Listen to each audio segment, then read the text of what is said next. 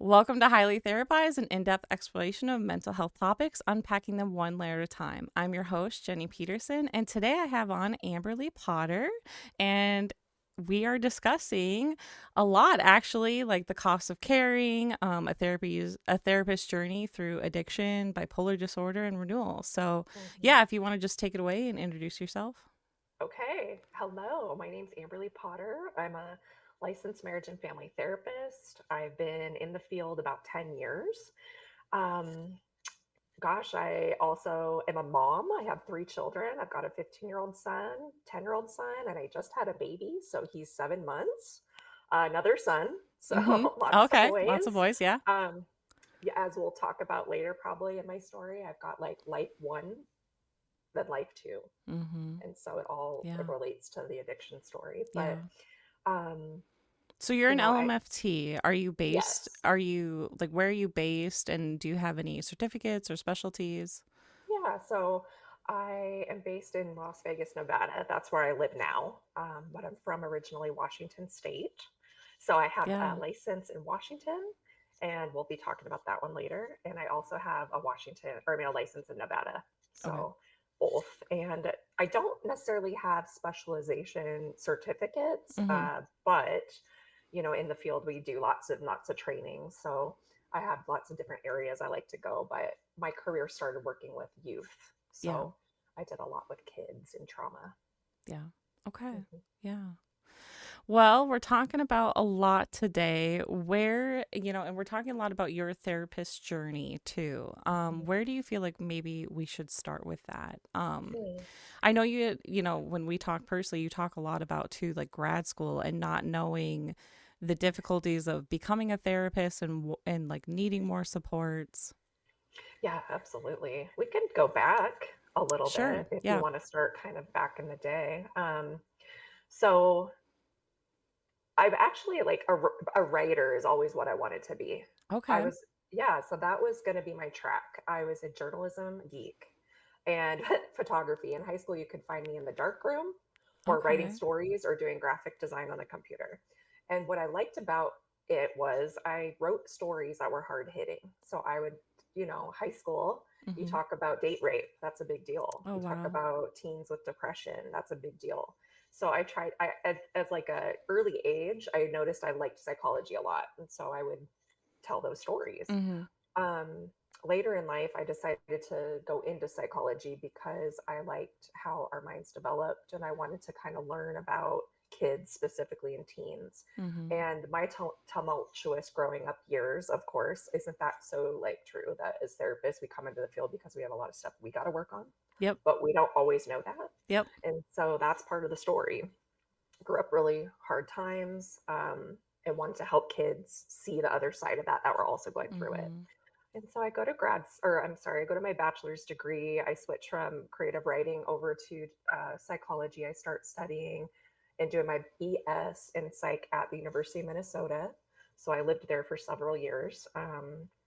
And just kind of went with the wind a little bit until I took abnormal psych, and that was it. Boom, that was it. I heard the stories about Okay. from my professor. Gosh, I remember her name, Bonnie Climes Dugan. Never gonna forget. And she was telling us stories about working in an inpatient hospital, the psych ward, and Mhm. how they had to, restrain patients, and Mm. her stories about her borderline patients, and Yep. I was fascinated. And so that's what I did. I was like, I'm going to be a therapist. What do I need to do to Mhm. work in a mental health hospital, working with people that are quote unquote insane? Yeah. That's what I wanted to do. Yeah. So, got my bachelor's degree, and then I jumped right into my master's. And I Okay. did that in Minnesota, and then we moved back to Washington. And so I switched over to do it at an online school, and that's kind of what happened with Okay. that part of where how the school landed. But Mhm. as far as being in grad school, I didn't know how bad I was suffering with alcoholism Mhm. and bipolar disorder. Right. Right. So I was going through it and trauma. I didn't know at the time how much trauma, um, even though I'm studying it, would Right. actually impact me in the Right. field later. Right.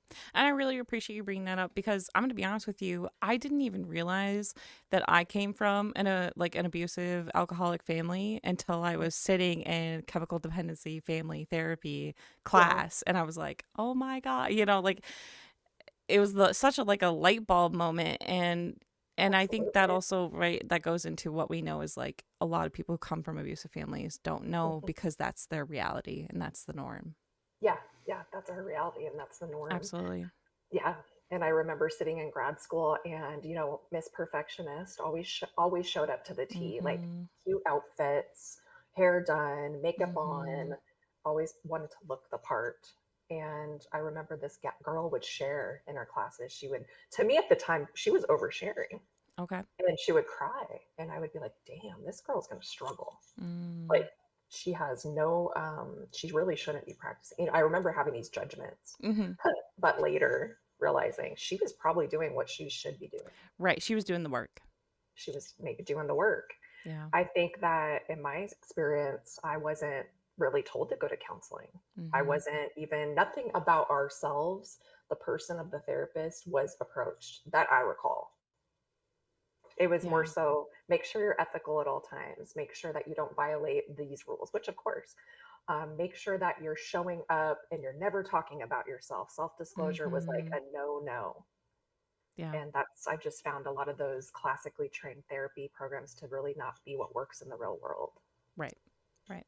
And once you become licensed and all the things, like you really, you get a feel for what works and what doesn't. Yeah, you do. And as Yeah. your confidence grows, you start to feel better about what to say, what to share, Mhm. what might fit with someone and what won't. But I just remember kind of going into the field scared, Yeah. going to work scared, like, Yeah. oh my gosh, there's so many rules of what I can't do. What the Mhm. hell can I do? Mhm. And so that was kind of leading up into your like clinical hours post grad Mhm. school before Right. licensure. Okay. And Yeah. how was that experience? I have to say my practicum was excellent. Mhm. I lived in Wenatchee, Washington, which is it's not small now, but it was kind of a small town. And I remember thinking, where am I going to work? Like, where am I going to do a practicum? There's maybe like three places here that do mental health. Mm. And so I reached out to Children's Home Society, Okay. and that's where I got to do my practicum. And I had the best supervisor right out of the gate for my first supervisor. That's awesome.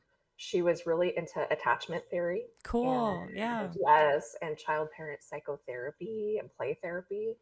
So that was what I kind of got my feet wet in. Mhm. And it was working with kids that were either in foster care, um, in the juvie system, like at risk youth kids that were Yep. having some real hard times. Mhm. And I mean, that it led me to do my testifying in court once.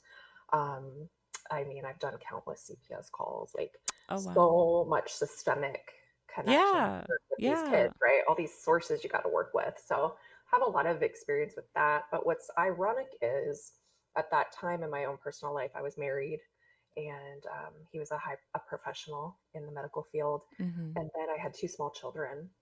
And so what started happening for me was I was I was being traumatized at work by hearing all these stories, these Mhm. secondary traumatic Yeah. stories. Yep. And so, right. And so that came up a lot in my own sessions with my uh, supervisor. Mhm. And so she did a lot of work with us on our person. Like, how do you regulate yourself? What do you do? Yeah. And it's okay to like not know the answers. Yeah. What And a so, well-rounded supervisor and not judge you too. Like say, well, nope, you're not fit for being a therapist or, like something like that where it's just this absolutely. all or nothing kind of deal.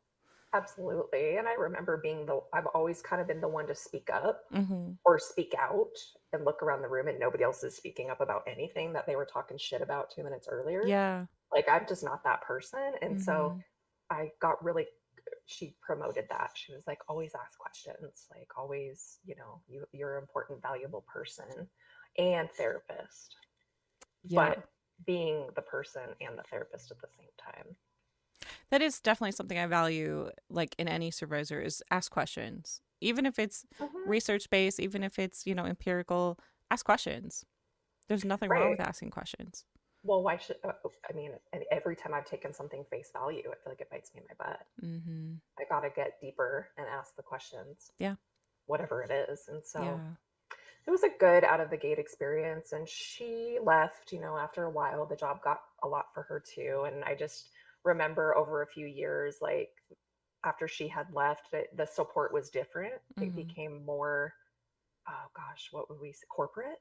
Oh, yeah. Hmm. Yeah. Let's check off the boxes. Let's check off the boxes. Are you meeting your quota?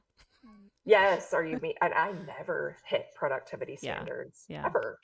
I have small kids. Like my job was to get them to school, pick them up every day. I mean, it was super, super stressful at that time. So Mm-hmm. I was always getting talked to about productivity. And I'm like, I don't know what else you want me to do. But I would be so stressed out about it. And Yeah. I And couldn't is get that fired. true um productive supervision when you're not licensed to focus on not your work, not your clinical work, but oh, are you meeting productivity? Right. I don't think it So, really matters. It's like what is kind of the depth of the work you're doing with the cases right. that you have, and Exactly. let's think about the cases you have. Exactly. To Okay. me, that's more administrative. That's an administrative thing and not waste your valuable supervision time. Exactly. So, so it Yeah. sounds like being clinical trainee, there was some bumps in the road later on, Yeah. and then I'm assuming, fully got licensed after that. Yes. Yes. So I finished out there. I worked there about 3 years, and I was very stressed out. Like I Mm-hmm. said, I was having a hard time being the wife, being the mom, Mm-hmm. showing up at all these things, trying to be somebody I because at that time I was married to someone and we were living a higher status life, and that just wasn't me. Like that I just didn't fit in with Okay. that group of people. Yeah. And so I was battling identity a lot, and then feeling really good in the work I was doing though. Like this is what I should be doing, but Mm-hmm. I'm seeing all the shit that happens to these kids, and now I'm scared it's going to happen to my kids. And Mm-hmm. so every day kind of feeling like I'm re-experiencing every time I go home, which affected my life. And I started drinking more Okay. at that point in time. I always knew I didn't have a healthy relationship with Mm-hmm. alcohol, but I didn't know how bad it was. And Okay. so I started drinking at night when I got home from work to try to cope with, the transition from high intensity work to boom, be mom, be in the moment, cook dinner, be okay. I had a really hard time with that transition, and I didn't have support in my personal life. It was always suck it up and deal with it, suck it up and deal with it. And I just, as a empath person who also has mood shit, like Mm-hmm. I needed some help, and I didn't know how to ask for help, and I didn't know what to do. So I just started to drink pretty much every night Okay. Do to you mind cope me with it. asking what your relationship with alcohol looked like before that, though? Oh, sure. Yeah, for sure. So blackout drinker, Okay. always a blackout drinker. First time I Yeah. ever got drunk, blackout. Second time I got drunk, alcohol poisoning in the hospital, age Mm. 16. Did Parents are out of town. I go wild. Next thing you know, they're getting a call that I was in the hospital. Wow. So, but never talked to about it after that. Like that, if I could go back in time and have a conversation with my parents, I think there should have, rather than getting so punished, I should have probably been talked to about it. Mm-hmm. Like, hey, this is a thing that happens with teens, or, alcohol is a thing. Like, that's not normal to black out like that and drink like that. But instead, it was just kind of seen as a behavioral issue that would be changed later. So as soon as I got out of the house, I mean, it was like balls to the wall. Drinking is what Yeah. but maintaining school a little bit and maintaining a job, yeah. But every time I drank, I got blacked out. But I did not know that that was not okay. Like, Right. I To thought you, that that was was the what you norm. did. Yeah. Yeah, why Yeah. not? I'm trying to change. I like how it feels. I'm more social this way. I don't feel so worried about what people think of me. I'm just going to keep doing this. And now I'm Amberly who can talk all night long, Mm-hmm. and be a comfortable Right. person. So, Obviously, there was underlying stuff. And two, that mhm. wasn't talked about. And that wasn't like, well, maybe you should go to your own therapy and No, work out what's never. going on. Yeah, never. So fast forward a couple years later, I'm 24, and I was or hospitalized twice in 3 months Mm-hmm. for alcohol poisoning again. Wow. I remember very vividly. sitting in the hospital after the last one, and the talking nobody would answer the phone at this point. Nobody would answer the phone to come pick me up. I'm downtown Seattle. I live 30 minutes Mm. away, kind of stuck, right? Like I'm in the hospital downtown. How am I gonna get home? Finally, my sister answers, and she was the one who was with me when I was 16 in the hospital too. So here we go again. And I just remember crying, and I would always feel guilt, shame, and remorse. And I Mhm. remember crying and saying, nobody, I don't like my boyfriend won't answer the phone. Like my friends fucking ditched me. They went home. Can you come get me? And she said yes, and she did. And I remember saying it happened again, and the nurse having a heart to heart with me and telling me, like, again, like, you should get some help. Like, this isn't Yeah. normal. Yeah. You have a lot of potential. Like, you seem like a nice person. And I just was not in a place to hear it. So 24 blew it off, continued to go down my path, Mhm. and then got pregnant. And so I had my first child at 26, and things kind of, simmered down a little bit, but it just always came back to haunt me. I Right. just don't drink like a regular person. I'm not an alcoholic. Kind of like the cycle continued. Cycle continued. Yeah. And I did not realize how much it was impacting my mood, like my bipolar disorder either. Okay. Even though we start studying it later, right? It's Right. just so, I'm the classic example of help others, can't help self Yep. Right. before. Right. Yeah. Do Yeah. you mind sharing like what happened with your mood or how that presented? Yeah. Like at that time. Yeah. Um, Really up and down. So if you're a therapist out there, or anyone that knows bipolar disorder, we know that there's a couple different kinds. So type 2 was what I was diagnosed with, Okay. and I remember blowing it off. I was like, I'm not, nope, nope, nope, I don't know what to do with that. I don't like that. That's scary, bad outcomes. I do not do this, right? Right. But type 2 is what they said, and I would just have high highs. So I would feel elated. I always say it's like a little pep in your step. Like, Mm. not full blown, manic sprees, shopping sprees, and in mania, but pep in my step. I would probably call people more. I'd reach Mm. out to people more, get a little more social. Like, oh, I have 10 people to check in with. Now I'm doing it. Hello, hello, hello. Check in with everybody.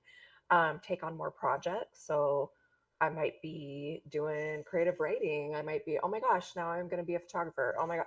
Oh, okay. Now I want to start doing house designs. Like, it was all over the place, and I didn't know what was happening. I couldn't manage it. My sleep would Mhm. get messed up, so I'd wake up. If I was in a mixed, like a hypomanic episode, I'd get up at like 4 in the morning. I'd go to bed at like 10, 11. Mhm. Doesn't seem so bad, but over time it starts to kind of add up, and you get a little sleep deprived. Yep. Um, and drinking was always the thing, or any sort of like anything that was, bad, or like cocaine. I mean, I did cocaine a few times too. Anything that would be kind of, I guess we call it goal directed Mm. in treatment, goal directed activities. And then my personal life would kind of, people in my life didn't really know how to react to that because I was quick to fly off the handle, quick to accuse people of things, Okay. angry, angry, but Yeah. hard to know if it was trauma haunting me and the alcohol or what it was. So, Right. Right. yeah. When did hmm you officially get diagnosed? I was 24. Okay. So it was right after that hospital. I Okay. was like, fine, fuck, sorry, I swore. I was like, fine, I'll go to the doctor and I'll see what they have to say. Mhm. And that's what they said. It sounds like you have an alcohol issue, and maybe it may be bipolar. Because Right. I would also fall into those very low lows, Right. very low lows. Like, could hardly get out of bed. I might miss work, excessive, disgusting loneliness, Mhm. and just suicidal. Yeah. So 24. And I didn't accept it, I think, until maybe my mid 30s. Okay. So pretty So recent. 26, you're cuz you were saying you were 26, you're starting to struggle more, drinking hmm more. What happened? Um, Like what happened 26. next? Okay. So then I go to grad school. At this time, too, I'm in the, my ex husband's in school. Also, I'm in school. My baby's getting older. He's starting to be about 2 years old at this point. Um, Continue to drink, but continue to manage school. Mm-hmm. Not thinking there's not a problem there, right? Right. I could drink normal some days, and I could go a week or two without drinking. So that was, not, I don't have a problem. Go to grad school, and then I just get really overwhelmed at one point. Um, I'm in DBT. That's good to know. I was in intensive Okay. DBT at that time because I was like, well, something's up here and I need to get some help. So I did. I had a therapist for many years there and did the DBT program. But I just couldn't shake this inner feeling of like something's wrong with me, something's Mm. off, and I don't think I actually have a future. I couldn't see myself in the future. So that Yeah. foreshortened sense of future thing. Yeah. Yeah. Chronically suicidal, any problem that went bad, I'm going to kill myself, right back to that. And at this time, I was pretty heavily medicated. Okay. So I was on, um, mood stabilizers. Yep. I was taking an ADHD med. I wasn't even diagnosed with ADHD. I Wow. don't know how I was able to manage to get that. Wow. Um, Yeah. and I was prescribed benzos to, Okay. like, Wow. I got anything I wanted. I was really good at talking to the psych nurse about what I needed because it was so Mm-hmm. helpful and I was really struggling. So I had Valium, I had Xanax. Nobody needs Valium on the regular. And 2013, I decided after a fight with my husband at the time and just felt like I was a shitty mom and I was not doing well. And I decided to kill myself. So I went in the Mm. bathroom and I took an entire bottle of Ambien and a bunch of Valium. Also had been drinking and I passed out. And that's one of my stories on Substack Yeah. recently talked about Yeah. that Yeah. and how it was like the minute I realized I was starting to go out, how much I regretted it Yeah. and just wanted to take it back. Yeah. So that happened, and then um, after I got out of the hospital that time, I was like, I will never do that again. It scared my child. Mm-hmm. I scared all the people in my life. I don't want to live like that. So I Who got off, found you? Or oh, yeah, it was my best friend. She was my okay. best friend at the time. She was visiting and she came in the bathroom because she was like, is this normal? Is she usually in the bathroom? Because I Mm-hmm. didn't say a word. I just Oh, had, okay. yeah, I had my pills stashed and I just was like, yep, this is that moment I've been waiting Yeah. for. So I go up to my shelf, grab my bottle of pills, go in the bathroom and do it. And she came in there and as soon as we started talking, I boom passed out. Right. So, yeah. So then they called, of course, I went to the hospital. And then I came out of that like, oh my God, I'm never going to be a therapist. Like, what the hell? I'm in the middle of my program. I'm never going to be able to do this. My whole life is over. And I remember thinking, I don't want to be gone, but I don't know how to live. And I stayed sober for about 3 months and I felt really good. Mm-hmm. And Yeah. then I went back to it, always went back to it. Yeah. It seems like there was like a bunch of push and pull between nothing's wrong and things are wrong. Exactly. That's a good way to put it. There was a lot of polarizing. Yeah.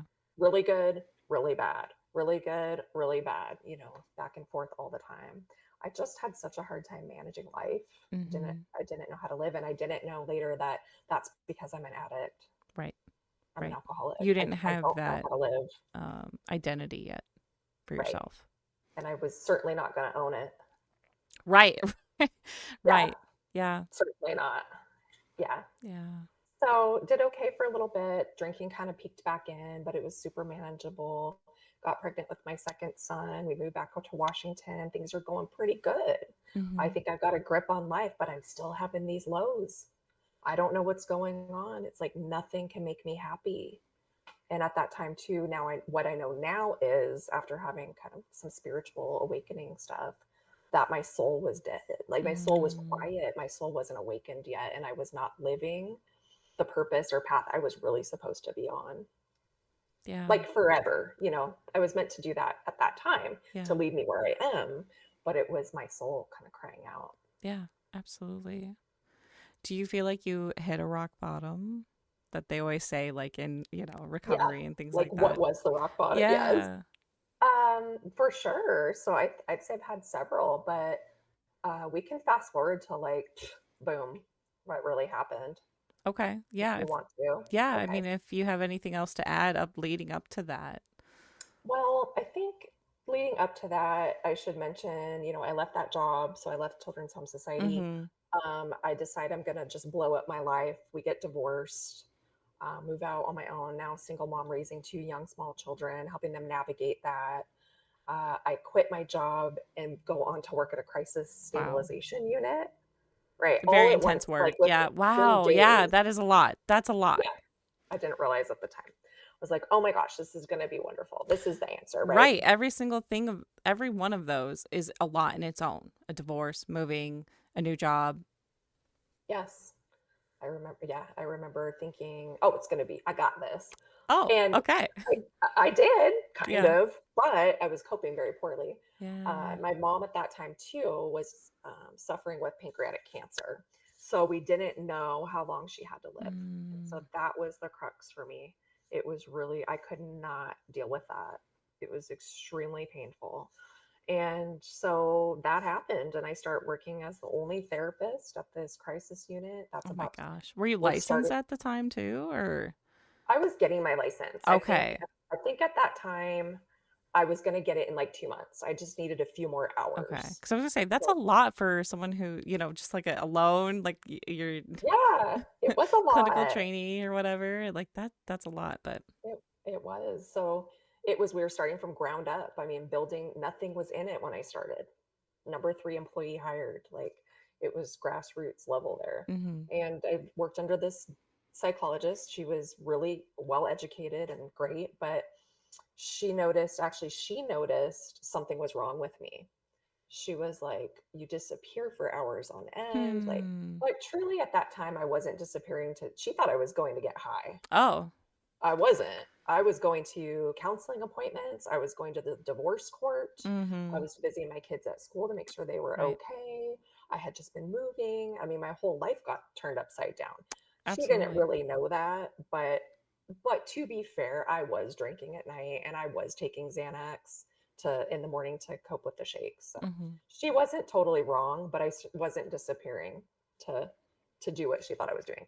So anyway, a couple months later, I have a massive rock bottom moment and she finds out about it, or I tell her. I don't remember what happened. And this is like work bleeding into personal life, Absolutely. Yeah. right? 100%. Probably a little bit too much. Like it wasn't, Hmm. certain questions probably didn't need to be asked from a supervisor perspective. But she cared about me and she wanted to see me do well, and she thought I was going to be a great therapist working there. So she tried to help me, and I remember having a serious conversation with me, like, you could lose your license someday. Mm. You can't be, what you're doing isn't matching who you are at work, Right. that sort of thing. Because I mean, you want me to do something, I'll show up and I will do it for you 100%. But that was another person in my life who, at that time, I kind of got it, but I didn't really get it Hmm. until years later. Hmm. Yeah. So Interesting that at that time it didn't really click just yet. no, no. And I think it was because I had already decided I need to stop drinking again. Okay, I need to stop drinking again. And now my work's starting to ask me questions like, why are you that tired at work? Okay. Things like that. And so Felt like I a did, magnifier on you. yeah, You're like, totally. okay, nope. Exactly. So went well for a few months, did 4 months of sobriety again, but I didn't do anything with it. I Mm-hmm. didn't get help anywhere. I wasn't going to counseling. I certainly wasn't going to go to the 12-step program. That was not for me. I was better than that. Yet, working in a crisis hospital helping people who were addicts, Right. Talk about right? irony. Irony, 100%. Yeah. Yeah. No way that could be me. I'm not that bad. I'm not that bad. I have a job. I have Mm-hmm. a nice car. I have a You have a house. I master's take care of my degree. Yeah. kids. I have a master's degree, for crying out loud. Right. Yeah. So I wasn't willing to really look at myself. And I think in my mind, I knew it was temporary. I'd go Mm. back to drinking when I learned how to control it. So what do? I go back to drinking 4 months later. Boom. Same stuff happens. They always say it always gets worse and it never gets better. And that is Yeah. very true. Yeah. That's a really good way to put it. Yeah. Hmm. Yeah. I mean, I don't drink like a normal person. I don't use drugs like a normal person. Who does? But I don't, I can't stop once I Mm-hmm. start. You put it in me and I don't know we don't know what'll happen, but it's probably not gonna be very good. Right. Yeah. So I do that. I worked there for several years, and this is the place you and I had a conversation about where I was kind of the whistleblower. Yep.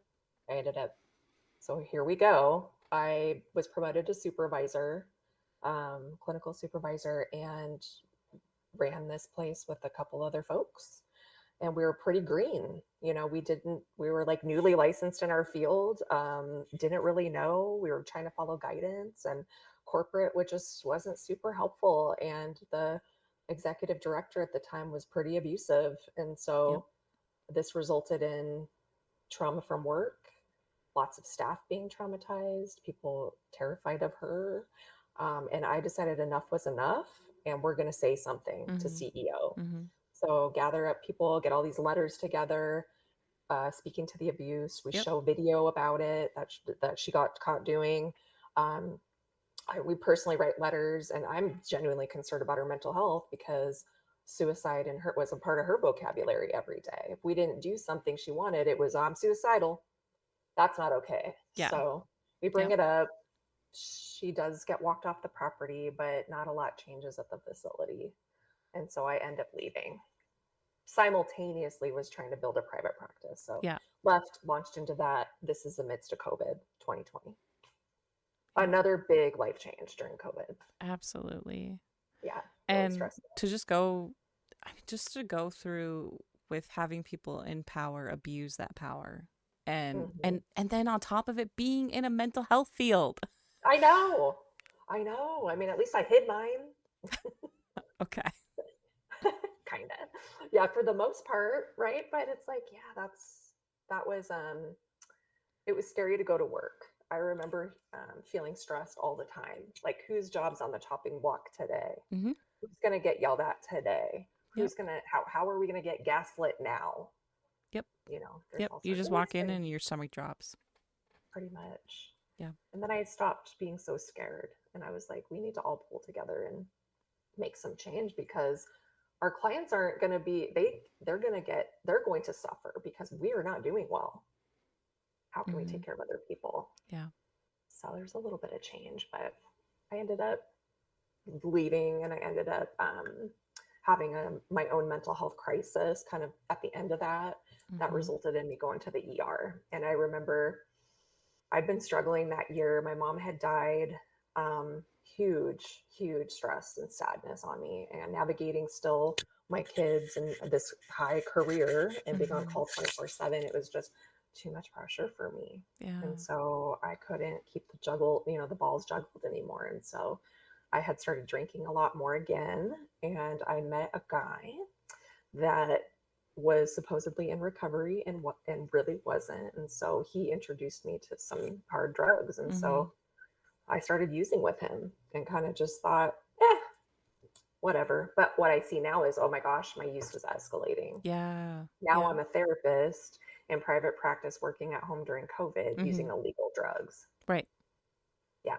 And drinking every night. Right. Yes. And dating a dude who was very dangerous. Like, none of this matches what I was trying to help Yeah. other people with at all. Yeah. The cognitive dissonance. Just so. Cognitive dissonance. Yeah. Huge, huge. Such a Yeah. What a problem. And I gap. just Hmm.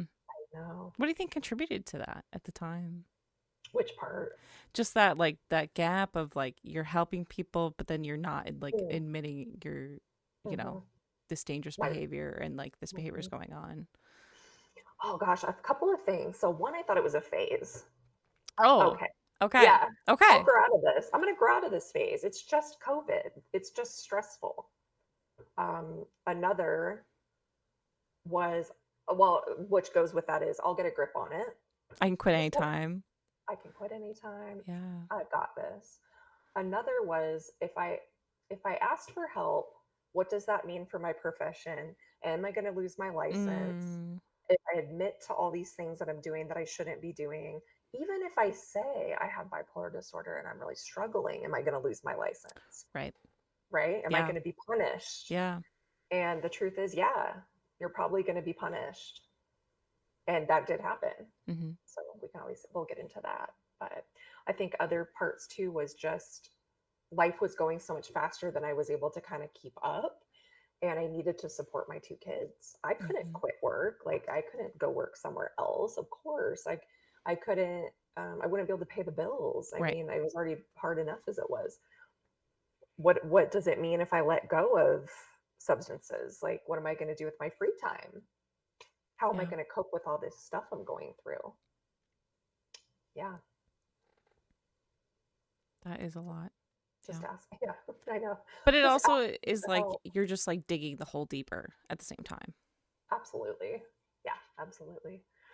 So, a couple months later, after another few ER visits, I started to get to kind of be known in my community. Mm. Um, I went to the ER like 4 times that summer of 2020, and it was always go back home. You've got support. You know what to do. Keep it up, right? And so I kind of got for myself like, yes, it was my issue, and I know that now. But at the time, it kind of reinforced, oh, I'm okay. I can Right. still do this. Do you I feel got like this. it was kind of like, well, you're a therapist, like you know how to, you know the drill, like go get help, go to inpatient, partial hospitalization if you have to, or whatever. Absolutely. Okay. Yeah, absolutely. You're a therapist, you have it all figured out. Like, you Yeah, know what to do. you got yeah, you got this. You know what's going on. And then the final time I went, I was having suicidal issues Mm. going on, and I just all I was thinking was, "Off, I got to go to work tomorrow. I got to be able to work tomorrow. Right. I got to be able to bring in money. I got to be able to meet with my clients so I don't get a bad reputation. I Right. can't go to the hospital. I can't go to the hospital." And they were like, "You're going to the hospital. You're suicidal. We can't not let you go." And so I did, and that's when I went to inpatient. That's I was interesting when, you know, they still said you had to go to inpatient even though like your protective factor kind of was work. I, I know, I So, know. It's like my protective and killer a little bit. right. Yeah, double-edged sword. Double-edged sword. So I go to inpatient. This is October 2020. Um, Terrified I'm going to get found out by the board, right? So I'm sitting in my little jumpsuit of the gray sweats and the sweatshirt, and I wasn't wearing shoes, and I just got kind of comfortable. I was like, this feels actually kind of good. I don't have to worry about anything for the first Yeah. time in my entire life. Yeah. Finally get a Just break. myself. Finally get a break. So I do that, and I remember sitting in my bed and just crying and writing and thinking, oh my gosh, how am I in kind of this position again? What am I going to do? I feel so alone. The one person I have in my life left is a drug guy. Like Mm-hmm. he moved in with me. How am I going to get him out of here? Do I even want him to go? I don't Yeah. have any. I've lost my friends. Um, my kids. I'm so concerned about them. Mm-hmm. And I go and sit in the court, the detained court in the inpatient. And they're like, I said, I surrender. I need help. I need something. And they were like, okay, good. You get 3 days and then you'll go home. So I do what I'm supposed to do. And I go home. And no kidding, 3 weeks later, I'm using again. Okay. I'm with the dude, and my kids are at their dad's. And I'm like, let's have some fun. I'll stop tomorrow. I could never stop. Yeah. Do you think at that point you realized like I have a problem or Yes. okay. Yes, yes. I think I was like, this is bad. Like this is dangerous territory. Uh-huh. Like I'm missing days of work. I don't have any good friendships. I've pushed them away or they've dropped me. Mm-hmm. My only relationship was with my methamphetamine boyfriend, user Right. boyfriend. We're Right. using together methamphetamine, which is like to me the drug I was like, I'll never touch. That's such a dirty drug. I'm not dirty. I'm a pristine wine drinker who hangs out with therapists. Yeah. Yet there was a part of me that felt comfortable better hanging out with people that were using because I felt like I could be myself. Right. I didn't Yeah. have to hide anything. Yeah. That's the irony there. And it kind of kept me in it. Mm-hmm. I was like the best F up of all in that room. So I could kind of, That's one way to put it. I guess, right? And then, yeah, that just went on for a little bit. And that relationship, tough year, 2020, 2021, really rough years. I ended up getting arrested for domestic violence Mm. later, like in May. And because he and I were going at it, right? We were fighting, and there'd been several other incidents of him putting his hands on me, and Mm-hmm. I'm not one to sit back and be quiet. I fight back. Yeah. And this time I was the one that fought back, but was kind of the one that went to jail. Okay. So then I'm in my local jail, my local community jail, like, hi guys, hi clients. Here I am. Yep. I'm losing my mind. I mean, this is when I can say I was starting to truly go psychotic Mm. What do while you mean when you still, say that? like, I was not living in reality. I was living, like, in the program we say it's living in the delusion, Oh, yeah. Yeah. right? Like, I'm living in the delusion that what I'm doing is normal and healthy and okay, but yet part of me knows it isn't. And I'm living in the delusion that I'm never wrong, and, like, justifying what I'm doing when that's not okay. It's not okay. And still thinking one day I'll just quit. This is just a phase. It wasn't. Wow. Yeah. So that was a really, oh my gosh, that was awful. I Yeah. remember it. Yeah. And I And what an eye refused, opener, too. eye opener for sure. I refused to stay in that jail. I was like, nope, I'm getting bailed out tonight. And I did. I bailed myself out of there with the bail bondsman. And Okay. because I was a therapist, he was Oh, like, oh, really? you're good for this. So, Wow. Talk mhm. about how many systems at play. We're like, well, you're a therapist. I mean, I don't look the part. I yeah. don't look like an addict, right? I don't look like someone dangerous or homeless. Those stigmas are so not true. Yeah. So not true. I still looked fine. Right.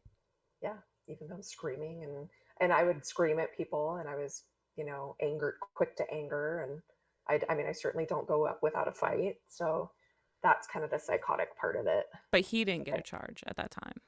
Oh no, no, no, Okay. no. He was a classic charmer sociopath who um, can charm and trick people.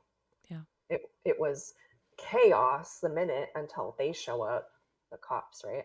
And he is then, Yep. oh my gosh, I don't know what's going on with her. She does have bipolar disorder, so she put her hands on me. She ripped my necklace, scratched me. Meanwhile, 5 minutes later, I'm on the floor being choked out to death, thinking I'm Yeah. going to die. Yeah.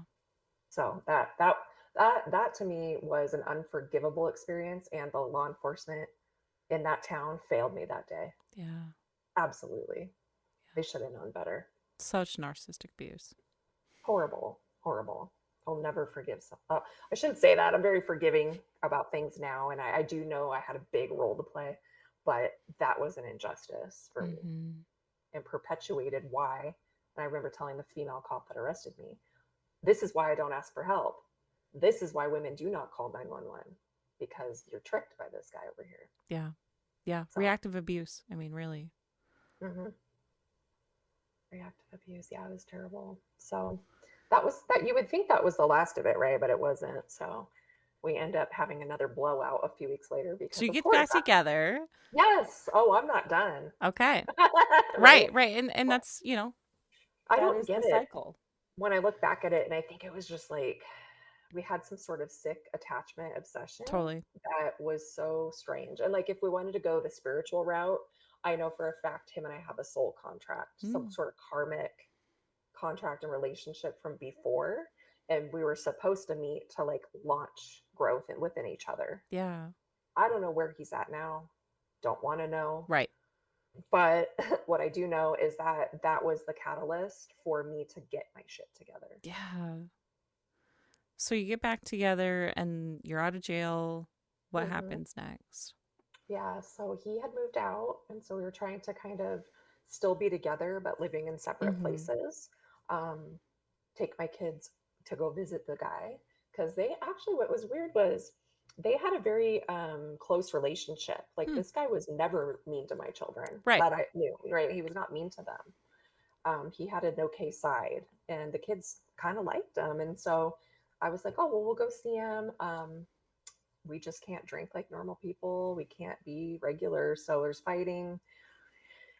Week later, I'm trying to move out of my place because I essentially get kicked out of where I'm living because there was too many cop visits, and Mm-hmm. the guy at the time had some bad reputation around there. And so I'm trying to move as well into a new place, and he ends up Oh gosh, are you ready for this mini story? Yeah. Okay.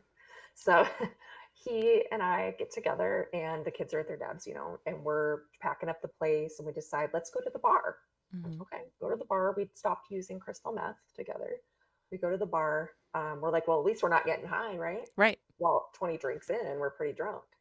We come home and we start fighting and arguing. And there was something about another guy that had reached out to me and he got upset about that. And he beat up my apartment, Mm. my townhome at the time. He took a baseball bat, beat up the walls, um, broke some of my stuff, threw my phone on the ground, of course, and it says some pretty awful things. And so I decide when he gets in the car to leave and drive away, I'm going to get in the car with him. This dude is not getting away this time. Mm. I don't care what it takes, but he will be going to jail today. And that did happen. So he tried to drive us into traffic going 60 down a 15-mile-an-hour road, took my seatbelt off of me, told me I was never going to see my kids again, and today was the day I was going to die. Wow. So he at last minute didn't do it, but also someone had got him on camera with all this and hitting me a couple of times and stuff. So I was done. Yeah. That's what it took, I guess. Yeah. And so he did go to jail. A little bit later, the like next night or something, I come home and I find that my ceilings caved in my closet and Hmm. someone had fallen through it. Oh my God. It was him. He left his discharge paperwork, release paperwork on the ground. Hmm. So I don't know. I still think, where's my Dateline story? I'm like, it could have been a Dateline situation. He was really mad at me, Yeah. really angry. And then I've never seen him since. So Huh.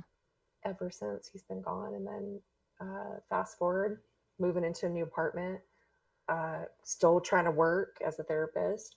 Um, get a complaint from the licensing board. He reported me.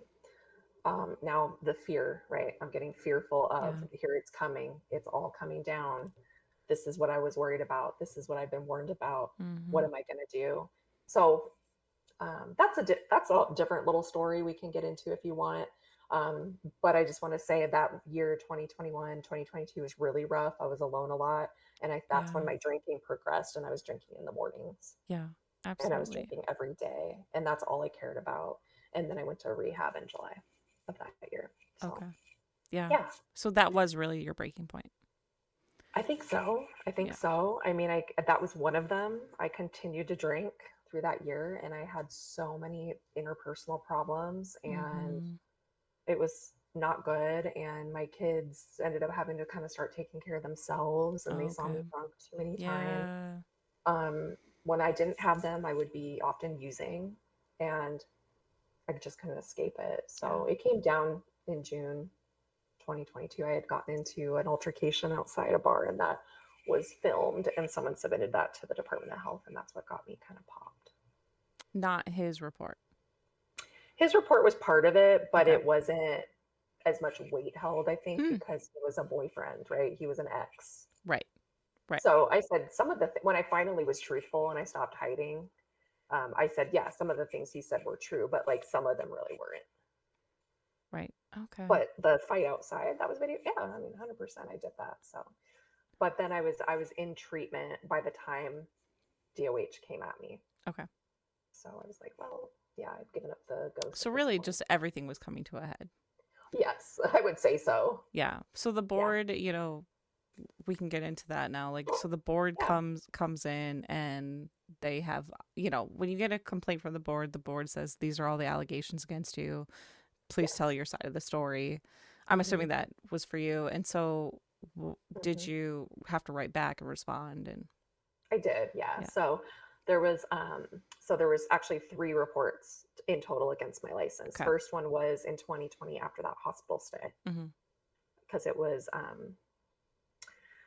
oof, I can't believe I'm going to say this, but it was someone I dated had interviewed me in the hospital Hmm. and said, "Oh no, you're good to go. You can go home." Right. Yeah. So I had asked the hospital, "Please don't let it be this person. I Yeah. don't want him to evaluate me," and it was this person. Right. And so someone reported him for that because it's dual relationship, right? Absolutely it is. So then I have to respond to that and also respond to why I was in the hospital and what I've done to change it. Okay. Okay. Don't hear anything. Nothing. Nothing. No Yep. response. Nothing. 8 months later, this event happens. Ex boyfriend reports me for substance use. Um, I get the call. Hey, investigator, we need to talk. Okay, cool. Call him back. Terrified, shaking. Oh my God, this is it. Um, and answer their questions in a letter. So they always want you to respond with a letter, Yep. right? Yep. Answering to every Yep. allegation. And also, what are you doing to better yourself? Like, what do you think? And they always ask, what do you think the board should do? Yeah. Right. And so that happened. And then nothing, hear nothing, nothing, nothing. Uh, Nearly a year goes by, have this last incident where I'm fighting in public and go to rehab. Finally, get called a couple months after the complaint. Hey, you got to submit another letter. So I do that, explaining the circumstances around that. Mm-hmm. And this letter was drastically different than the other two Okay. because the other two, I wasn't owning up to my part, right? I was very blameful, very much ego, very much terrified to lose my license. So I'm going to defend myself at all costs. Mm-hmm. No, I don't have a problem. No, I don't use drugs. No, I do drink, but not really. Mm-hmm. Everything that is not true. Right. Right. And so that ends up happening. So by the time the third letter rolls around, I'm like, yep, that's me. Let me just be honest. Okay. What changed you to like finally own up and Well, it was that I finally surrendered to my addiction yeah. and my illness. Yeah. Like bipolar is playing a part of this. I drink because of the bipolar, and the bipolar I drink because of that. Like, it just kind of everything started to make sense. And the day I surrendered, I really surrendered. I was like, I can't do this anymore. I need real help. And yes, I'm willing to get help now. But I think the thing that helped me the most was surrendering to the outcome. Mm. Whatever happens, happens at this point. I Completely didn't, let go. yes. If I'm not a therapist again, so be it. If I'm not in the field, oh well, that's okay. Yeah. Maybe I need to let things go. Yeah. Yeah. So once I was able to say out loud, I'm an addict and I've been struggling, and yes, I'm a person with bipolar disorder, I was able to say, like, okay, let's actually work on ourselves now. Mm-hmm. So I wasn't Yeah. scared anymore Yeah. because I What wasn't hiding. do you feel like that was the aha moment, or was it like a contribution of things Aha moment being which part? of like completely surrendering and deciding like I need Yes. to okay. Yes, absolutely. I had realized the way I was living was only getting worse. And I just, no matter what I could do, I couldn't get better. Certainly couldn't do it on my own anymore. I needed to admit Yeah. it. Yeah. I Yeah, think it's so definitely. interesting too. I want to say like you get these two reports and Hmm. then you get into an altercation. Like I guess I'm kind of trying to understand that. And maybe there isn't any sense in that, but do you have Yeah, any the thoughts about altercation. yeah, like the fact that like you have these two board letters already and then there Right, isn't and then you get into a situation and I don't know the situation, but that could right. lead to another right report. Yeah, well, I think that's living in the delusion, the Okay. psychotic part of it, right? Okay. That's my illness had, like, we're talking alcoholism here. My illness had progressed so much that I didn't know, like, I couldn't make the right decisions, Yeah. even if I wanted to, even if I had guilt, shame, and remorse the next day. And I'm also very reactive. So that's something I've had to work on in my personal life is not Mhm. being so reactive and Mhm. having coping strategies. And I'm very defensive, Right. used to be anyway. So at that point in time, I was dating somebody again, and he was like the only person I had again that I could kind of count on. And something had happened that was extremely hurtful to me, and I just snapped. And so it involved another female, so I went after her. Mm. That's what it was. Okay. And it was outside of a bar. I was very intoxicated, and I just was so hurt and upset Mhm. that I just reacted. And that's what my fight did. I don't freeze or Yep. often I do, and I don't often run. I definitely fight. And so Right. that's what I did. And I think at that time, I was so callous. Like, I had gotten so callous to the world. I didn't Mm. care. And I didn't think I'd get found out. Okay. Yeah, I'm sure that I contributed a got lot away to it with too. everything else, Right, right, right? right. I'm sure those reports were scary, and also at that time you were just so like nothing's gonna Yeah, come of it. Like I'm employed. it's been a I don't have any. year, nothing's gonna happen. Wow. Right. Because Yeah. I also never heard anything back. Right. So in my mind, I'm like, oh, it's done, right? I'm rationalizing. It's done. And so I'm thinking, I wasn't thinking. I mean, Right. that night was ridiculous. And so I look back at that and I realize, you know what? Thank God for that night, actually. Good. It's good that that happened Hmm. because that's what really got me to be accountable. Wow. Yeah. I was really upset at first, obviously very scared. Absolutely. Yeah. I But mean, by the time I heard about it, I was in rehab. I'd been in rehab for 3 months. I was like, I've given up everything. I've surrendered to everything. mhm. I have nothing left to lose. I'm going to tell the truth. And talk about an ego death too. Like when Yeah. we as therapists, we become therapists, we work so hard, get a mastery, all the clinical training, all the things, and then to fully release like this might not be my identity anymore. Wow.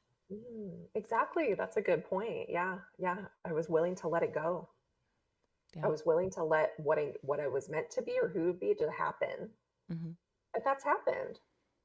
Yeah. Yeah. So it's been actually, I'm so grateful for the journey and all the pain I went through. It's sad that I, had other people like my kids, right? That was the hardest part of this whole thing was that is a part of it too. I clung on for so long because I didn't want to leave my kids. Mm. At all costs, I was not going to let go. I was not going to do what my mom did to me and kind of abandon me. Hmm. I was going to be there all the time. Right. Even say if inpatient lasted 3, 6 months. Hmm. I was going Yeah. to go back home. Yeah. Yeah. But I was not willing to admit I needed help because I didn't want to upset them, lose them, Right. and I knew that would happen. Right. So once I finally stopped being so self-centered and said, I do have a problem and these kids deserve to be safe in a good place and not deal with my stuff anymore, then that I really realized I have to do that. Yeah. So yeah, it was really hard. Yeah. And what a culmination of so many things to lead you to this kind of aha moment. It took a lot to get just to get there. Oh, so much. I mean, that's just not even everything. I mean, I'm not going to sit Right. here and bore everyone with every Right. story, right? Right. I'm sure there's so much more There's a lot. to Yeah. this. Yeah, Yeah. absolutely. Not to mention COVID, right? I Oh, mean, we as yes. therapists during COVID, I was busier than ever. I Yeah. somehow was managing it most of the time during that part of the year, but yeah, it was wild. That was a very difficult time. Yeah. So you get treatment and then what was kind of now the fallout? Like so what was the fallout with like your kid? Like if you don't mind me sharing any of Yeah. that, like fallout Oh with your no. kids, your job, your license, things like that. Yeah, sure. Okay, so let's start with kids. Oh gosh, June? It must have been late June. So late June is when of 2022 is when I was like, I'm done. Okay, I'm done. I, with shaking in my boots, call up my ex-husband's new wife Mhm. and tell her, who's a really nice person. I call her and I tell her what's going on. And they had seen it. They'd been Yeah. around. There'd been a Yeah. couple of police calls. They did a wellness call on me once. Like, of course I was pissed, but there was, they were like, ugh, something's up, And so I call her and I say, we all know I'm not doing well. Um, I need help. I surrender. I'm giving up. Like, this is not, Mhm. we all know I am not doing hot. And I said I've been drinking, but not only that, I've been using meth the past couple years off and on. And that was something I never thought I'd admit to someone who's has my kids' well-being, right? Because that's instant custody right removal. That's instant CPS calls. I Mhm. mean, geez, I used to work with those parents. Now I'm that parent. Yeah. How scary. But I was giving up because it was the best thing to do for these kids. And so she's like, okay, okay, she handled it really well. And I was like, but I'll get the kids today and I'm going to probably be leaving in the weekend. And she was like, okay. So then I guess she called my ex-husband and talked to him. But the unfortunate part of that day was after I did that, I was so sad Mm. and felt like, oh my God, my life is over. I just gave up my kids, kind Right. of. I just said, I need you to take them for a while so I can go get help, but I'm going to come back. But can you do this? And I ended up getting so drunk that day Mm. that I called her and I said, I can't even pick Logan up, my youngest son. I can't even get him. And my oldest was at my house because it was the day I had the kids. And so my ex goes over there. This is a story I've heard, right? Goes over there, gets my oldest. My oldest doesn't want to leave. He's really upset, but then he does. And they go pick up my youngest, and my Mm-hmm. youngest is like, where's my mom? I Mm. couldn't even do it for my children Yeah. that day. Talk about powerlessness of alcohol being my total god. Yep. Yep. Horrible. So that happened, and I end up getting booked into a bed with American Addiction Centers. I'm supposed to leave July 3rd, check in July 3rd, check in July 3rd. I choose Las Vegas, Nevada, because the options were that or Atlanta, I think, Atlanta, Oh, Georgia, or okay. Okay. Texas. So I'm thinking, okay, Vegas is closer. I'm going to come home in 30 days. I don't want to go too far. So get my stuff booked. My dad's has stepped in at this point and he knows everything and he's helping me out, get everything coordinated to go. I'm getting like, you know, pet sitters. I'm trying to figure out what I can do to leave, and I'm coming back. I'm talking to my job at the time because Mm-hmm. meanwhile I'm fully employed as a therapist for a major company. And I'm telling them like I got to go on leave. I have a drinking problem. I need to be on FMLA for a Yeah. while, Yeah. right? So I do that, and I have this goodbye visit with my kids July 2nd. I go to it drunk, of course, because I can't not drink. I drink every day, and I have to drink so I don't have seizures at this point, or hopefully Okay. shoot Yeah. me Yeah. so Yep. bad. Yep. I was detoxing, right? So I would always have it available in my body. And so I go, probably wasn't drunk, but I was, drinking, trashy person there. It probably smelled like vodka. And I have to say goodbye to my kids while my ex husband and his wife are there. It's horrible. One of the worst days of my whole life. Talk about feeling like a failure. Talk Mm. about feeling like a really bad person. Absolutely. Really On sad. multiple levels, probably. Exactly. Very Yeah. ashamed. Yeah. Feeling so sad for them. And oh my gosh, am I losing them? Mm-hmm. Um, then they leave and I get, someone walks over to me, I don't know, and they serve me papers. And they serve me paper like as my kids are pulling away in a car, someone's Mm. walking over to me to serve me papers for custody being taken away. Wow. I cried so hard. That was Yeah. that was the worst day of my life. Your biggest fear coming into a reality, really. Yes, biggest fear. Biggest fear. That, my license, right? Biggest fear. I would have lived 10,000 more days of hardship with that scary guy than Yeah. I would have to live that again Yeah. with my kids. They were my life. Yeah. They were my life. Even though it didn't seem like it, maybe to others at the time, they were the only reason I was alive. I promise you that. Yeah. So now I'm alone and I'm thinking, I'm like really alone. This is horrible. So I'm drinking all day, right? My dad shows up. He's going to take me to the airport in the morning. And that's what happened. So that's what happened with the kids. And now, gosh, fast forward years later, things have changed quite a bit. And I ended up fighting to get custody back, Mm-hmm. to a degree, and was my own attorney in that battle. Okay. And we've arrived at an end gate here Okay. 2 years later. And so we have a good relationship. I see them every few months. I fly up to Seattle, Yeah. Wenatchee, and see them, and they're going to get to come visit us in Vegas here pretty soon. And so, it like that's a whole nother story. Right. The Right. repair and the healing of the ruptures with Yeah. these kids. Yeah. They've been like strong troopers, Right. and our Having. relationship is different, but they know everything, and Mm. I've done, on my amends. Right. Yeah. So that happened with them, and then with the licensing situation, um, I guess I respond, right? I respond with that letter, Yep. and Yep. what happens happens. And 6 months into sobriety, I'm like, you know what? I want to get a job. I'm here in Vegas. I'm going to stay.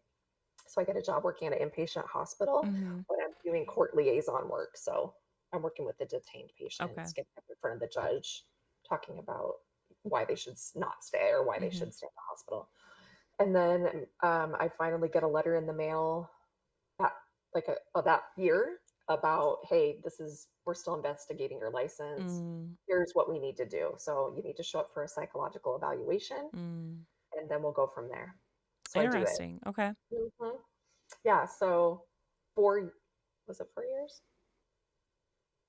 Yeah, 3 years after the initial investigation opened. Now I'm finally seeing a psychologist Hmm. to be evaluated, And and a I do full that psychological evaluation.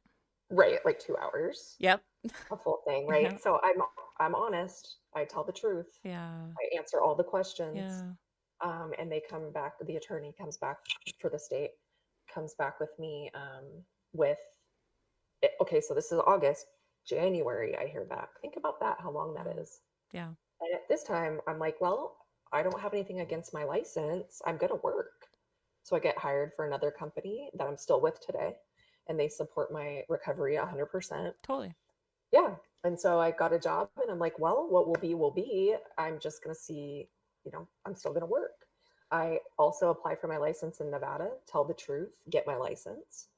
So then January, they come back, 2024, come back with me, come to me with, hey, you need to be in the ramp. You either have a couple options here. You can do nothing, and we might come after you. Which, what does that mean? Come after me. You might get charged with something, or Yeah. you Yeah. might have to pay fines. You go into RAMP, Washington State Recovery and Monitoring Program for professionals, or you just don't, or you just give up your license Forever. forever. Probably. Yeah. Or, yeah, forever. I'm like, okay. And the irony here is the attorney was pushing me to give it up. Hmm. He was like, it'd be your better option. Just do that. You can maybe come back at it a couple years later. I'm like, no, I think I'm going to do ramp because Wonder I've come this why far. he would Isn't it say weird? that. Yeah. My experience with that is interesting too, because I remember him telling me, do you really think you're an alcoholic though? And I was What's like, that supposed to yeah, mean? I know. Because he would talk to me like personally about Yeah. stuff. I'm like, Yeah. this is very strange. And I said, yeah, I'm definitely an addict. Like I'm in the program. I've done really well there maintaining sobriety. And he shared with me that he thinks he might be an alcoholic. And I'm like, this is the dude investigating me, telling me what I should do with my license? That makes no sense. So I Okay. kind of let it slide. What am I going to do? I mean, at that point. So I decided I'm going to enter ramp. And so ramp is basically you're monitored for however many years you're in it. So fortunately for me, I only got 3. Usually you Okay. get 5. Okay. Oh, so like the standard is usually 5. Yes, yeah. They Okay. think 5 years of sobriety is like good. 5 years of recovery, supposedly you're good. I'm Right like, on. what, you're gonna relapse? Not relapse after that? You could, but because I was already sober and I'd already went to treatment and I was doing the thing and I was approaching my second year of sobriety, they were like, we're gonna give you 3 years. Okay. So essentially, what this means is I used to be terrified of this. Now I don't care, obviously, in sharing it. But if you look at my license credential in Washington, Yep. it'll say under restriction, or there's like active conditions, is what it is. It's not restricted. I can still practice fully, and I can do virtual telehealth like I'm doing now. But I just have to have a supervisor or like Mm-hmm. someone who is willing to vouch for me and kind of submit a report every month Hmm. to my ramp case manager. I go to a peer group every week. So this is other professionals in the similar field that have substance use issues too. Right. And we're all at varying stages. Some are new, some have been in it for many years. And we connect every week. And then what is the other one? Oh, I have to check in Monday through Friday every morning to see if I'm randomly drug tested. Oh, right on. Okay. Yeah. Yeah. So I'm really, sure, I could fudge the test. I mean, I'm not going to. I like sobriety, but I mean, it's talk about being an accountability, Mm-hmm. it's an Yeah. accountability thing. And so I'm in 1 year out of 3, so I got 2 more years to go. Do you, just out of curiosity, like what happens if you miss a meeting or something? Like, Oh, okay, yeah. They let you miss a certain amount. Oh, right on. Yeah, Okay. every year you get like 6 to miss. So, as long as you're in pretty good communication with your people, like your case manager, you're pretty good. It's And okay for me to say, like, that's not that bad. Like, that isn't yeah, as scary as you would think it would be. no, totally. I thought I had this view that, oh my gosh, I'm never going to be employed. Oh my gosh, this is a lot. But when you Hmm. do it, it's really not. And most people are like, this is actually pretty good. And maybe, I don't know for you, but like maybe even like I needed this kind of mentality, Yeah, this yeah, kind of support. yeah. Well, I think I needed that even before, Okay. Yeah, right? absolutely. Yeah. Like peer groups and things like that, maybe some support professionally.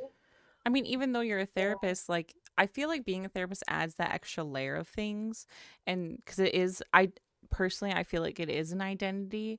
And so when you go to like a normal, like say AA meeting or whatever it is, yeah. then you have that added support. Like they get it. They're a therapist Mhm. too. They really understand those nuances. Exactly. Yeah, it is super nice to have that. I absolutely. wouldn't I Yeah, wouldn't trade it for the world. So yeah. it's certainly not as punitive. Like I've missed check-ins Hmm. and what I do is reach out to it's totally just because I got out of my routine or like I was really sick one day. But I reach out and I'll be like, hey, I recognize I missed this. I'm really sorry. But I always know I'm gonna be drug tested the next day. Yeah, So it's gets, you start to get used to it and it's not so bad to go in for a random testing or whatever. I'm not right, worried right. because I don't need to hide anymore. So when you now, so you have a Nevada license too. Is that also Mhm. restricted, or is that just full fine, whatever? Yeah, no, Okay, it's as far as I know, it's full fine, and interesting.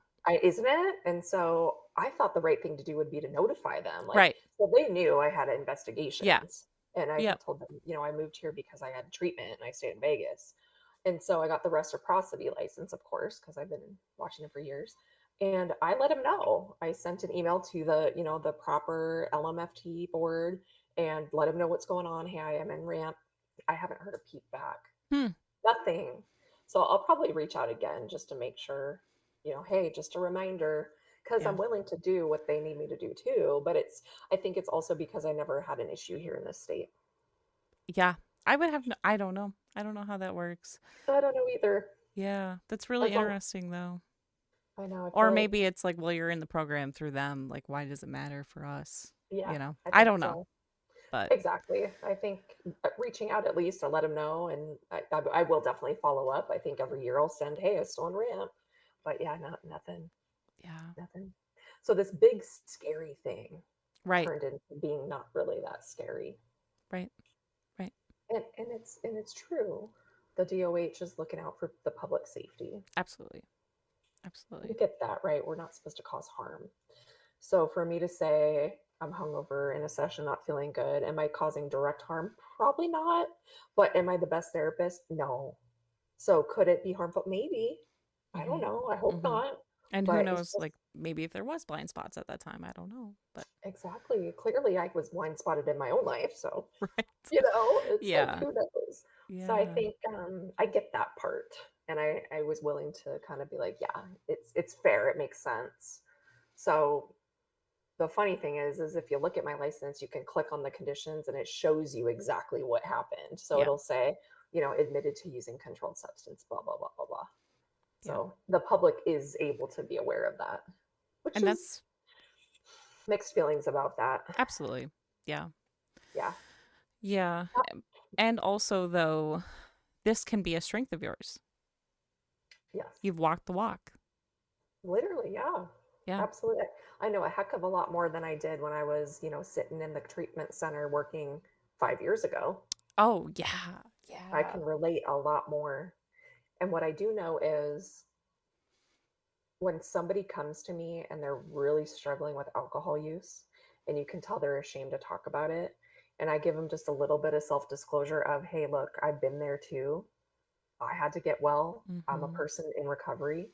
They honestly, the guard comes down and the light turns on. Yeah.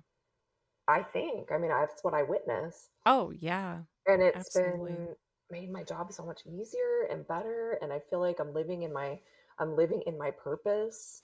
You're And finally authentically living, is what it sounds like. exactly, yeah, Yeah, exactly. And if a client asks me a question, I tell them the truth. right. I Why I don't dodge it? I don't play the game of this is about you, not me. I don't say that. Yeah, I think that's very awkward. putting it back on them. Yeah, just, I think it's okay to open up a little bit. Yeah, Like yeah, we are people who have knowledge, sure, yeah. but I don't think I'm never going to be the person who sits there straight face, clipboard in hand, and if they're asked, "Have you ever had a hardship?" I'm going to say, "It's about you, not me." I'm just not that person, and Yeah. I would never want that to be my What makes therapist. you want to know that information? What's leading you to want to know? Yeah, that question. Right, right. Because why would they? Because they want to know you're a human being, Mm-hmm. right? Who struggled or got not, you're also a person like here's the thing, therapeutic relationship. We're talked about all the time in grad school and in life, and it's true. But think about the therapeutic relationship on the other end. They want to know about you too. Mm-hmm. Why should they disclose to you? Why should they trust you? Just because they pay you money and you're sitting there and you have an education?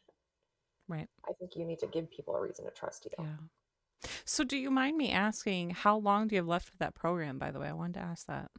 I have 2 years left. Okay. 1 year Yeah, down. That's awesome. you're down. Yeah, Yeah. yeah. Yeah. No flubs, no problem. Yeah. Just 1 year down, two more to go, and I'm so that's glad you okay. didn't take that lawyer's advice and just be like, well, lose your license. I did think about it. Did I did you? think about it. Yeah, but I was like, my gut is telling me not to give up. There's Yeah. something more here for you. Yeah. Yeah. And now that you're through it, you know that it's not that scary. You know No, that it's something that can support no, you and your needs. exactly.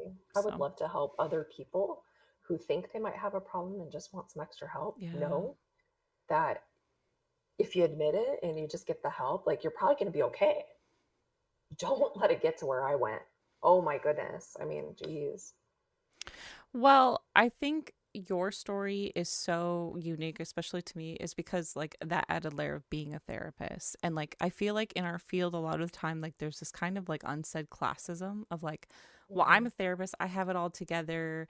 I've never been through anything Oh and yeah. also like, classism on multiple layers, right? Like not only Yes. financially, but other things as well.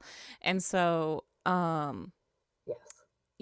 I love your story. I love that you're so open about it because it just proves that you can be a professional and you can still go through things and you can still struggle and you can still be a therapist. It doesn't Yes. mean, how many times I've heard these like shaming comments of, well, you're in a domestic violence relationship. You come from an abusive family. You can't be a therapist. You're too much. Kind of like almost going back to Oh, that self judgment that you had of that girl in grad school. yeah. That Yeah. girl in grad school thought that too. Yeah. Yeah, thought that too. I mean, it's so sad and it's true. I mean, I've worked with a lot of different people through the years, Mm-hmm. and I would say 99% of them have that attitude you're talking about. Yeah. Don't open up. There's no problems here. Look at my beautiful house. You know, I have all these great things. I do these I'm like, yeah, but I want to know the dark and dirty because you got that dark and dirty in there. Mm-hmm. I've drank with you. I know Yeah. you have a problem. Yeah. So Things like what that. what would you say to mental health professionals who are struggling with something like you struggled with? I think that first is to really get real with yourself Yeah. and talk to yourself about, is this something I want to continue doing? Am I living a double life? How do I wake up in the morning? Do I feel as though I don't want to get up? Am I acting like someone I'm not? How does my work feel? Am I being authentic? If you're not and you're struggling with drinking, like you're absolutely not alone. Mm-hmm. I'm here for you 100% Mm-hmm. to walk with you along that journey, but to just let the guard down and get some help. Right. And if you lose everything, you do, right? Like I was down to like 5 boxes by the time I was done in rehab. Mm-hmm. That was my stuff. That's all I had left, and that's what I kept. So your life is meant to happen the way it's meant to happen, and so it's okay. Like the Department of Health, it depends what state you're in, who rules Absolutely. board, right? But the big bad Department of Health isn't so big and bad. Like once you kind of realize other human beings are monitoring your license, these are other human beings. It's not like some massive God entity. And sometimes they're even other therapists. They are absolutely. Yeah. Uh, we could do it someday. It's you never know. I don't Right. want to, Right. but I think that just talk to someone, let it out, get it out. You do not have to hide anymore, and tell your board because I didn't even know. Really, this sounds so naive, but I didn't even really know you had to tell your board stuff. Mm-hmm. Hey, I had a hospitalization. Hey, I have this disorder. Yeah, obviously addiction I was never going to share till now. But that I didn't know that you had to tell them incidents. Hey, I got pulled over, DUI, whatever. Tell them. Mm-hmm. Let them know because it's so much better to be truthful and forthcoming than it is to like get found out, Right. you know. And I think you got to really get it together because clients know. I think clients do know eventually, like, something's really off, and Oh, that's not cool. absolutely. And that's not fair to them. Right. That's Right. not fair to And them. it sounds like even with your experience especially too, like preventative care, preventative steps could have made the outcome a little bit softer. I think Telling the board so. ahead of time, and I understand Right. your reasons why, obviously, of course, right? There's Yeah. a lot of Weird. empathy there. And also, like, for other therapists or mental health professionals listening in, like, you can have those preventative steps to Hmm. seek for help. And it's not as scary as they probably think. No, no. Yeah. And maybe it's something, and maybe it's just what you need. Mm-hmm. Maybe it's something that you need you didn't know you needed. Yeah. Right. And like yeah, just don't be afraid to speak up and like help shatter the stigma around this because I will be willing to bet there's a million different therapists that were drinking behind the computer during COVID. Mm, I, yeah. I just can't imagine I was the only one. Yeah. Yeah. So, what other like revelations have you come to for renewal, or what Mm. does, growth look like now for you? Oh gosh, good question. Well, a lot of things. So in my professional life, you know, I'm doing I'm doing some spiritual coaching Mm-hmm. courses and a little bit of life coaching courses just to kind of get some more knowledge. I'm in the program, Yep. so I'm always trying to work with other women who might, need help. So that helps me spiritually too, and it helps me stay in it. And we do speaking events on the program, and Mm-hmm. um, that's really cool. I get to go back to the rehab I got sober at and speak. Cool. That is so cool. Yeah, it's really cool. Every one Yeah. Wednesday a month, we show up and resolutions and we share our strength and hope and what happened and where we're at now. And I remember sitting in those seats, broken and bruised, and thinking, I want to be that girl that gets up there and talks. If I get Mm-hmm. up there and do it, I feel like I've made it. And I Yeah. did. I made it Yeah. happen. So I do that. That's always growing because, public speaking and sharing your story over and over and like helping other people. Um, what else? I just spiritual stuff mostly. I Okay. do a lot of spiritual reading, and I've been really into law of attraction. So I do a lot of I don't chase, I attract. Yeah. Cool. Right, that's kind of my mantra. And then have kiddos, of course. So always kind of working with when I go visit, spending a lot of good quality time with my older boys and my younger one, helping him kind of thrive and grow and very happy he's not going to have to see his parents go through addiction. Mm-hmm. He's on the other side of it, like Yeah. he goes to meetings. Yeah. It's pretty fun. And actually, my fiance, we've been together almost 3 years.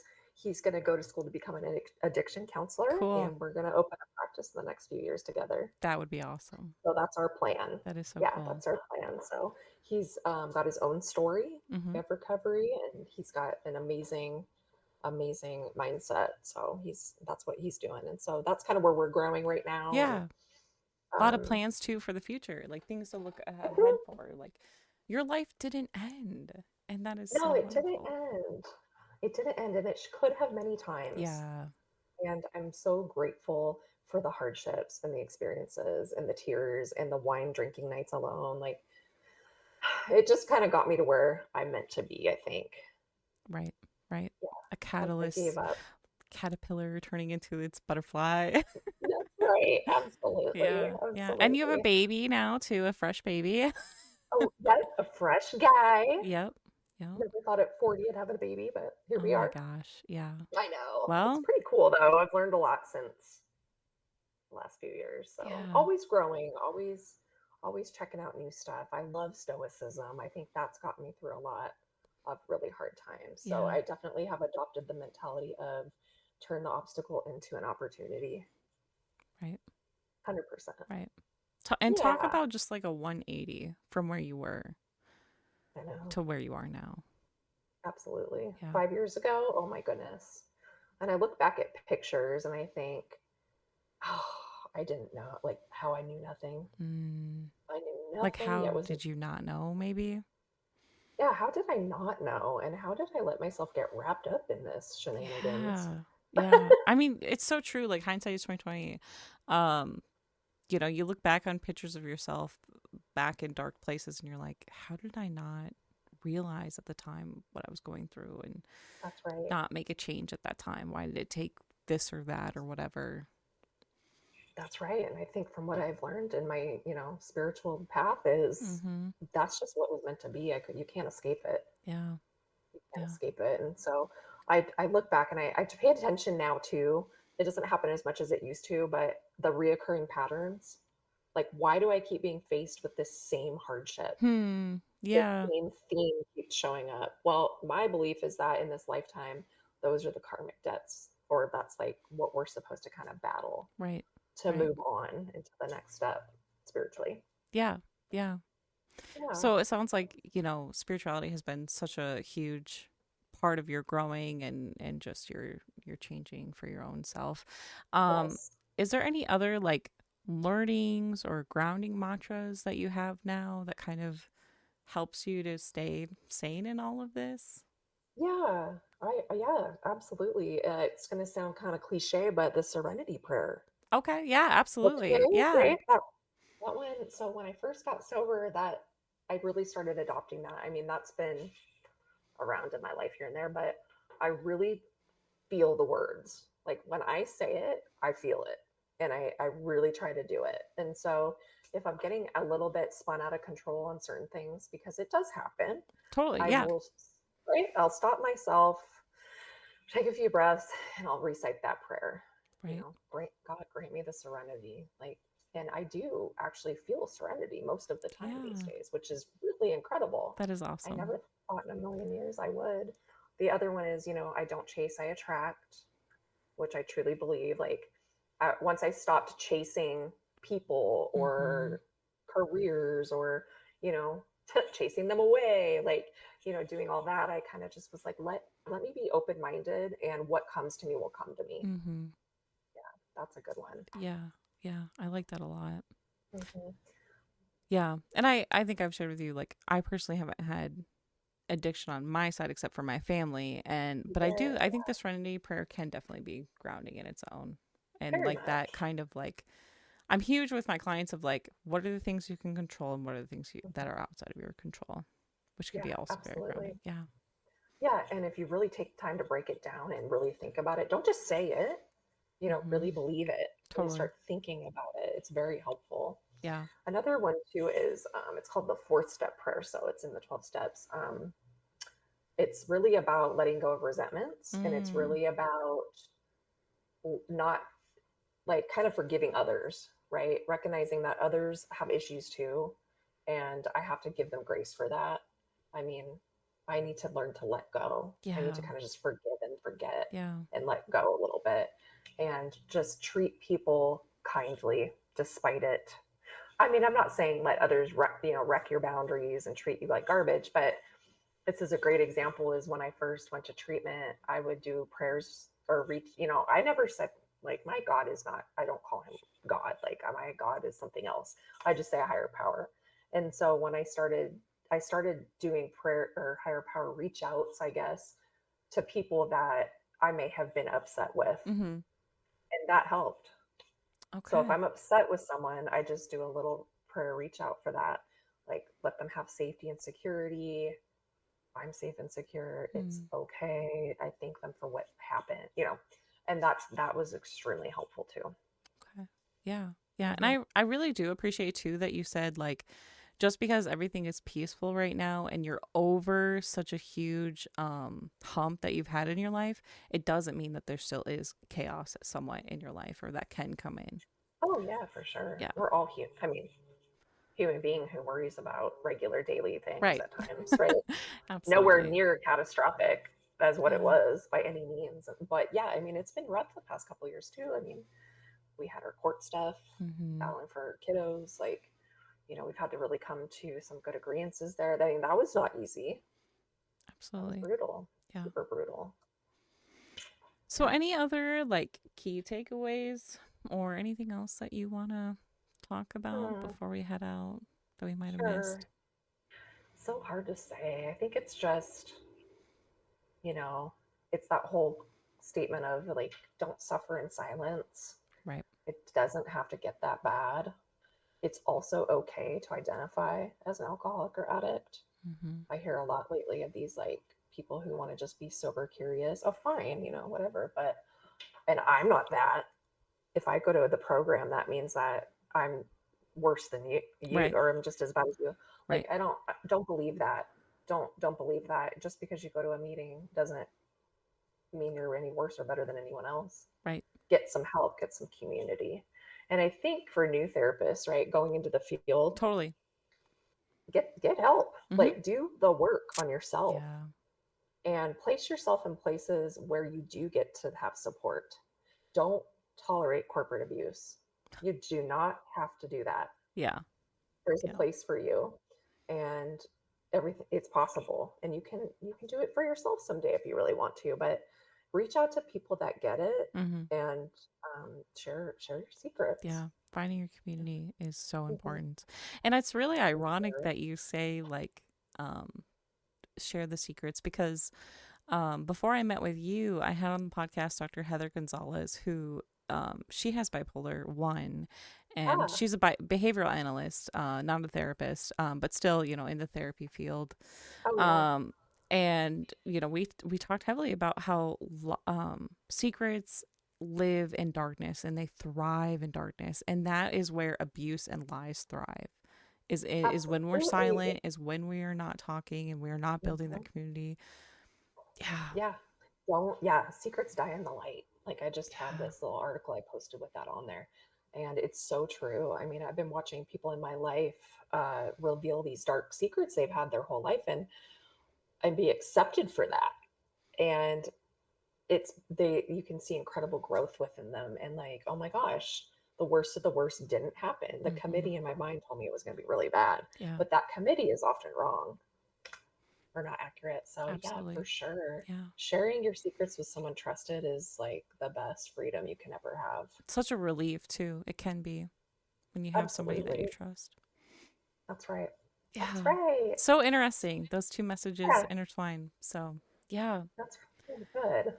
Well, before we head out, how about you Mhm. share, your blog, where people can find Yeah, you, and if you have your own resources or resources that you've created for people who are listening that could sure. find that helpful. Yeah. Yeah, absolutely. So you can find me on Substack. My name is Soul Centered Recovery. I've got articles on there, kind of just about some of the nitty gritty we talked about here. I have a podcast. It's called In the Messy Middle with Soul Centered Recovery, and I'll share some of my story on there pretty soon. And I'll also be having some guests to share their experience in addiction and through hardships of life. So Mm-hmm. Substack, Soul Centered Recovery. I'm also on Instagram. You can search for soul-centered_recovery. You should be able to find me. Yeah. You can always Google Amberly Potter and find some of those resources too. In Instagram, you can click and see my link tree in the bio. I have a blueprint for professionals to get sober, Okay. a little Cool. ebook Very that I cool. created for free in there. You can check That's that out too. awesome. Yeah. Yeah. Yeah. And I will try to include that in the description in our video Okay. today too as well. So Definitely. Thanks, awesome. Jenny. Anything else you want to share before I head out? I no, I want to say I just love you so much, and I feel Yeah. like I love that we've connected, and you're definitely someone in my tribe for sure. And I love what you're doing too. Oh, So, well, I really appreciate that. Yeah, and I yeah. share the same love for you. Like, told my therapist about you, so you know I it's told people legit. that. No, Yeah, heck yeah. but yeah, I mean, obviously, I've told you like we don't have the same lived experience, completely, but there are so many similarities that we have shared, and I just so Absolutely. appreciate your authenticity and your ability to speak out. And for anybody listening, her Yeah. blog is amazing. I read it at every chance I get. I didn't read the last one and I need to, but you write so beautifully and articulately too. So definitely Thank check it out. you. So yeah, It's kind of nice to have my writing background now come back full circle. totally. Yeah. I didn't know that would work out that way, but here we are. Interesting that it did. Yeah. Yeah. Thanks, Jenny, for having me on. Of course. Okay. Well, thank Okay. you. And we will talk again.